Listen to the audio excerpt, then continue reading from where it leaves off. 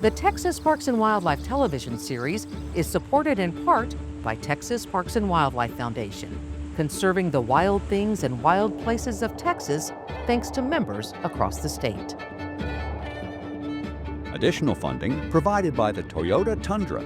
Your local Toyota dealers are proud to support outdoor recreation and conservation in Texas. Adventure is what we share. Funding also provided by Academy Sports and Outdoors, helping hunters, anglers, and outdoor enthusiasts of all ages get outside. Out here, fun can't lose.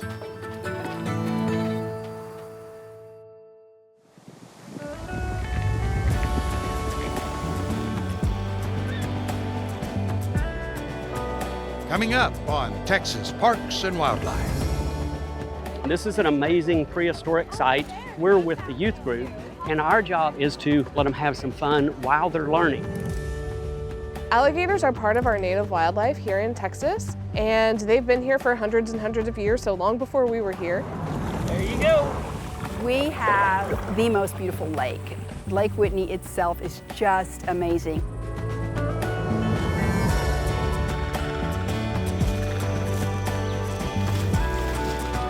Texas Parks and Wildlife, a television series for all outdoors.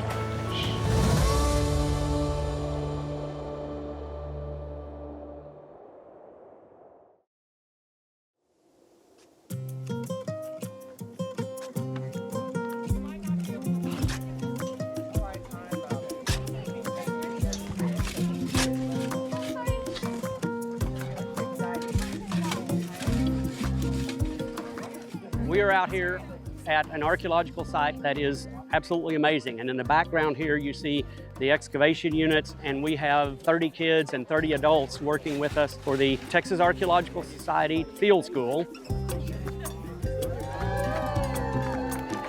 We probably have thousands of years of continuous occupation, people coming back to this spot. There you go. Nice. Oh, that's a big one. Ancestral Tonkawa, Umano, and Caddo Indians. Getting some good stuff? Absolutely. And we are excavating an earth oven feature. We believe this is the very edge of a flat stone cooking rock. This probably was a dart point at one point, but they've reworked it, and so now that the edges are all rounded off, and so they made it into a little tool. So it's been recycled and reused. Every flake out here is potentially a tool, and so we have to look at them very closely to look for evidence of use wear or minor modification.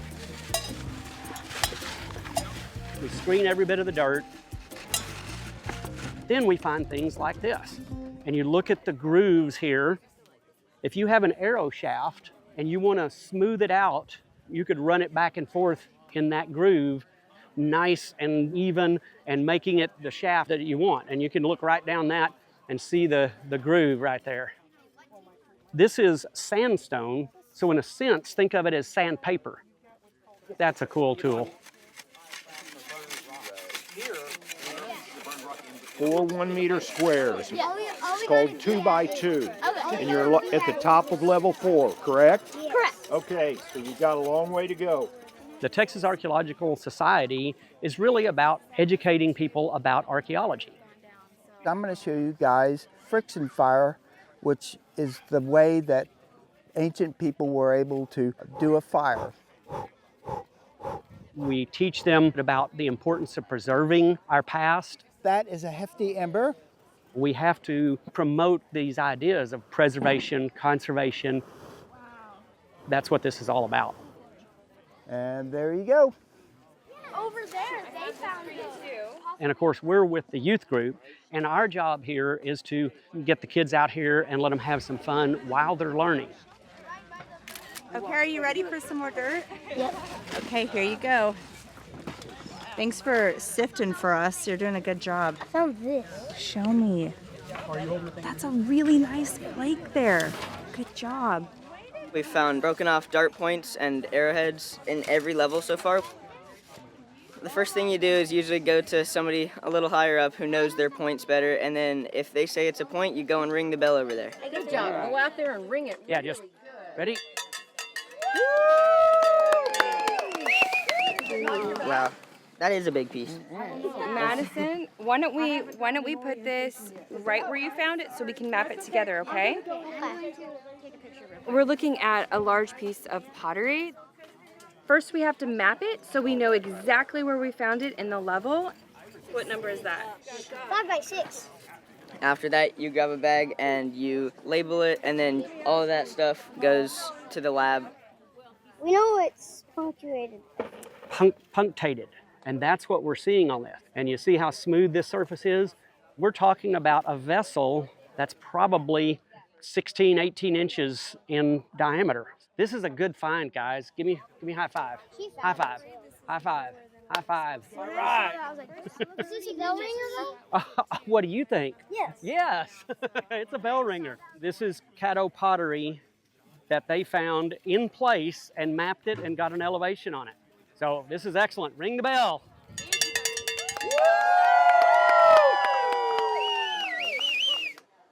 They're finding artifacts, they're learning how to document those, and they're learning real archaeology. And make sure it's tight. Is it tight? Yes. Good. Oh, that's a nice one. You can see where it broke off on that one side. So imagine it would have been quite a bit bigger, and it broke off, but you can see the battering on this end. And so I've been doing archaeology since I was about 14 years old, and that's the age of a lot of the kids that are coming out here. This is an influence on them for a lifetime. So yeah, that's a very neat tool. And these kids, there we go. These kids are the future of archaeology. So proud of y'all. We're having fun. It's all about learning and having fun and camaraderie, but on the bigger picture, it helps us put out an ethic of preservation and conservation for prehistoric resources and historic resources across the state of Texas.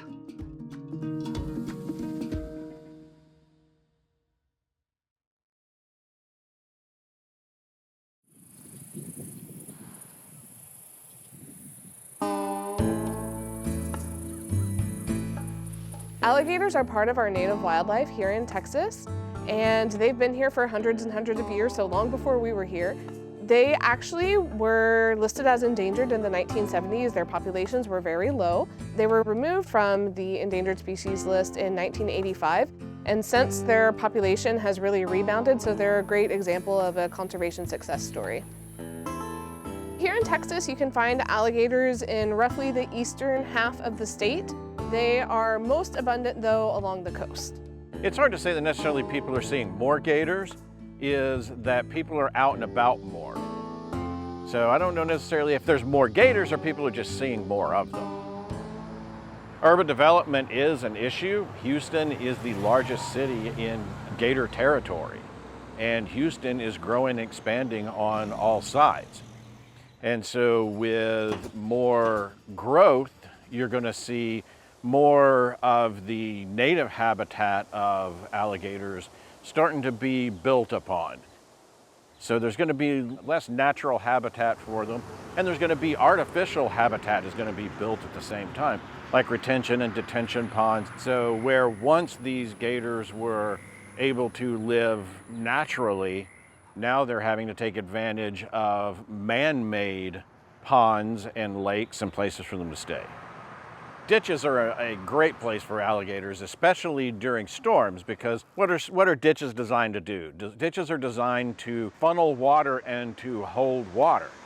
So when you have issues where maybe we've had a drought and we do get a significant rainfall or even a 1 or 2 inch rainfall, all of that water is going to be funneled into ditches, and it makes a perfect spot for alligators to hang out in. The time you're most likely going to see alligators is when they're coming out of brumation. Brumation is a type of hibernation that you see in reptiles. And as the temperature starts warming up, then you'll start to see more gators coming out. Typically, you'll see that around March, mid-March, right after they come out of brumation. Just happens to be mating season. So you're going to see males moving around a lot more and females moving around. You're going to see them a lot more during that spring to early summer. Alligators are part of a group known as the crocodilians that includes several species of crocodiles, gharials, caimans, and alligators. Alligators can be identified by their wide and rounded snout, and also when their mouth is closed, only their top teeth will be showing. And here in Texas, the only species that we have of crocodilian is the American alligator. In southern Florida, you'll find the American crocodile as well, but that's the only place where we have crocodiles in the United States. Crocodilians are kind of unique in the reptile world. The females will actually protect the nest and will actually protect the young, sometimes up to a year after hatching. An alligator nest, you're going to find it usually not more than about 10 or so feet away from a body of water, a pond, or a lake, and they basically look like a big pile of leaf litter and debris. And they're going to look out of place. And a female will definitely be very close by. So if you ever see an alligator nest, use extreme caution around them. Alligators and people normally can coexist without any issues, but problems can arise when people are feeding alligators. Feeding an alligator is actually a Class C misdemeanor in the state of Texas, which can hold a fine from anywhere from $25 to $500 per infraction. So you want to make sure that you never intentionally are feeding an alligator. You also want to make sure that you never unintentionally feed an alligator. So some ways that you might be providing food for an alligator without realizing it is if you're fishing, you want to make sure that you throw your scraps away and don't put them into the lake if there are alligators there. And so what ends up happening is alligators start associating people with food and an easy meal. An alligator's not going to associate you as a meal. They're going to associate you for a meal. You also want to make sure that you're not feeding other wildlife like ducks or turtles or fish, because that could attract alligators as well. Unfortunately, when all is said and done, a fed alligator is a dead alligator. When an alligator is labeled as a nuisance and it is removed, typically that alligator is going to be euthanized.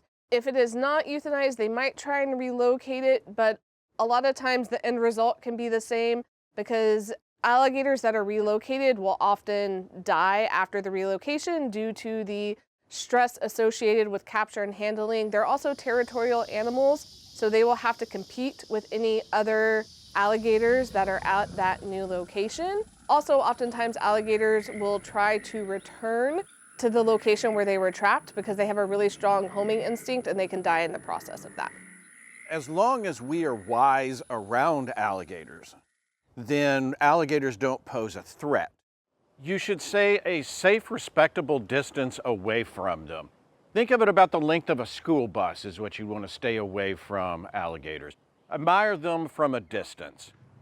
And if you have any pets with you, you want to make sure that you keep them on a leash and keep them away from the water. But other than that, if you see an alligator, take an opportunity to enjoy it because it's not every day that you get to see an alligator out in the wild. So feel free to stand back and enjoy the experience and snap a few pictures if you can. Alligators are absolutely native Texans, and they will continue to be in Texas. Hopefully, if we can, preserve some habitat for them and respect them.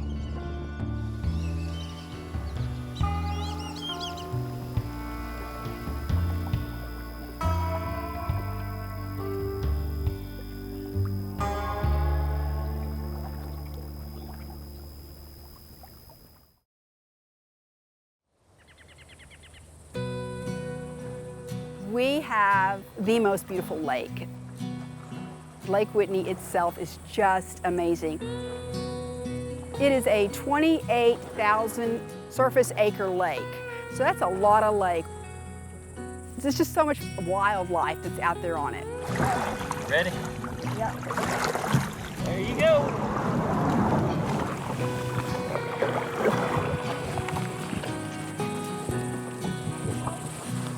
I love to fish and kayak. That's kind of our thing. Getting any bites? Nope, they're following it. I say winner cooks dinner tonight. The lake is just a gem. It's even better if you can throw a line into the water and catch a fish. She's got one! Woo! I guess I'm cooking dinner tonight. You can come out here and just relax. You can ease your mind. You forget about your worries. We love Lake Whitney State Park.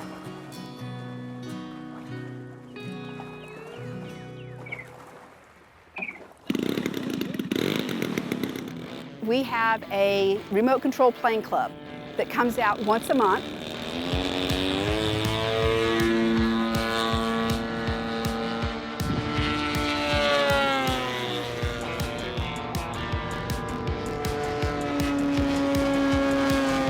It's unique in that you can have an outdoor experience and enjoy aviation at the same time.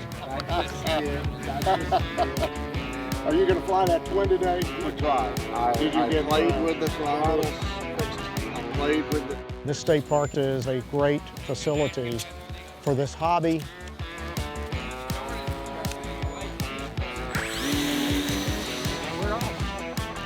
I enjoy flying through the aerobatic maneuvers that they're designed for.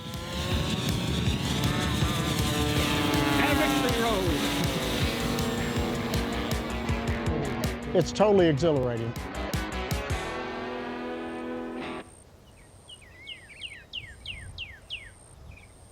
The sunsets are always over the lake, and they're just phenomenal. I want you to take this straw, and I want you to look up into the universe.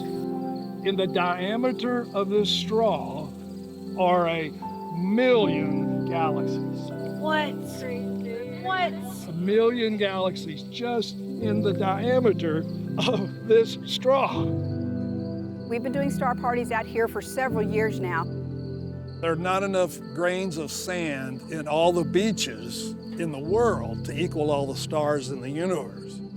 Our Milky Way galaxy, over 300 billion stars.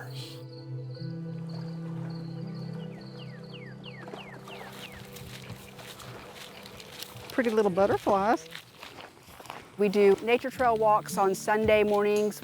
There's just lots of opportunities to get outside and be a part of nature. Lake Whitney is a fantastic state park to explore. It's just a beautiful spot in Texas.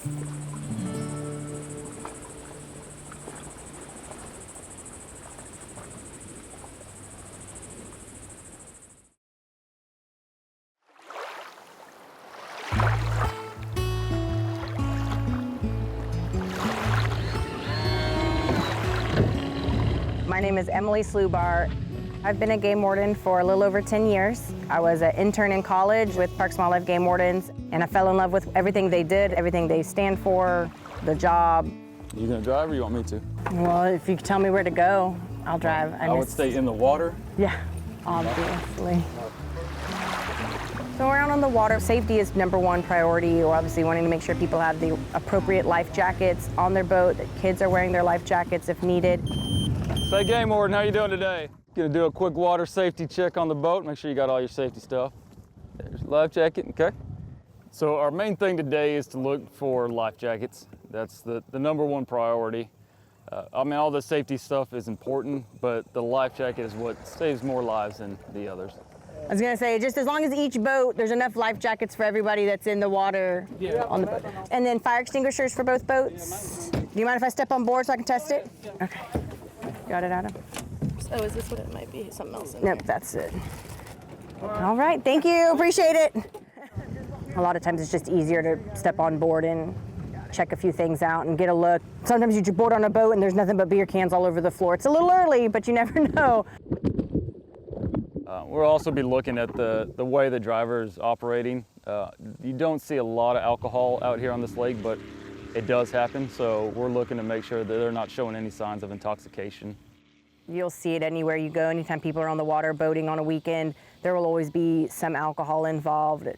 That's what people do sometimes, but I don't think it's as crazy here as if you look at like Lake Travis or the San Marcos River. Hey, do y'all mind picking up that can for us? You're gonna have to come this way anyway. That portage is over here. Thank you. I'm out here patrolling the San Marcos River. We're out here to make sure everybody's having a safe and fun time on the river. We're also out here looking for people who might have consumed over their alcoholic limits, people who might be under the age of consuming alcohol. Just gonna check your ID. All right, perfect. Thank y'all for bringing it. Thank you. And what's your date of birth? 7/15/90. All right. Thank you, Alinda. We're not out here to be a buzzkill. We want to make sure you have fun, but we want to make sure you do that in a safe manner. Well, how was it? Did you have fun? There's a lot of rapids. A lot of times people are just enjoying the beautiful waterway, but we want to make sure if something were to happen downriver that we did everything we could when we made contact with that person to make sure that they were safe in the public water space. 99% of the time, I would say there's no violation. They haven't done anything wrong. We're just there to make sure they have enough life jackets, all the safety equipment that they need on their boat. When you've done this job for as long as we have, we've seen what the outcome can be when you're not wearing a life jacket. Sometimes a warning is the best situation, the best consequence for that situation. Sometimes a citation is needed, and education goes a long way a lot of times versus writing a ticket. All right, thank you, sir. You have a Thank blessed you. day. You too. Hopefully you catch some more fish. We all work on it. This job is not just enforcing the laws. We do a lot of community outreach. And one of the groups that we really try and focus on is kids. You gonna come work with us? Yeah, we're not gonna have any fun. We're gonna work. You wanna go on the other boat? All right, so there's two. That looks exactly like our badge. You can be like us out there today. If you can educate them early about what we do, what they can do in the outdoors, then it can turn into a lifelong passion for them.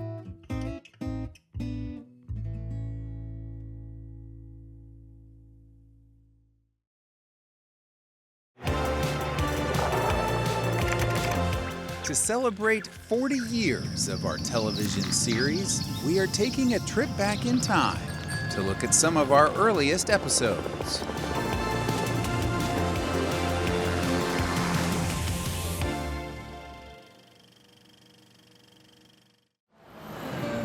In April of 1986, San Jacinto Battleground State Historical Park hosted a very special festival. The Texas 150 was a celebration of the history and the future of Texas. You know, we don't have a monopoly on all the music in this state. People all over the world like music. And it's really amazing what the similarities between folk music in all the countries. Even Japanese folk music is not that far distant from our folk music. So there's a big relation to all musicians and all music and all people everywhere. And so I'm not amazed at all that people in Texas like to listen to music also. It's just something that makes your life a little fuller, I think.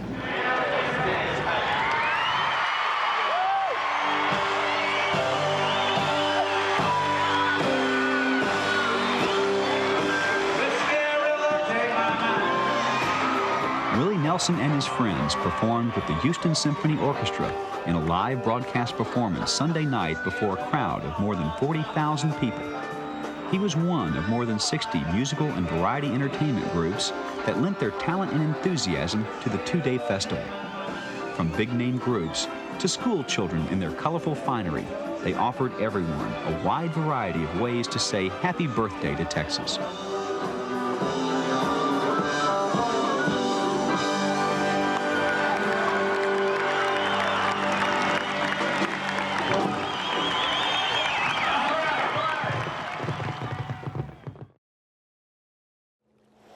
Next time on Texas Parks and Wildlife. There is not another museum devoted to the wildlife of Texas to the extent this one is. Texas Game Wardens received an Operation Game Thief call that there were individuals catching undersized sea trout. Some trout, okay. Hey, Duke. Yep. Two of them. Two of them. Oh my God. Now this is what we do. That's next time on Texas Parks and Wildlife.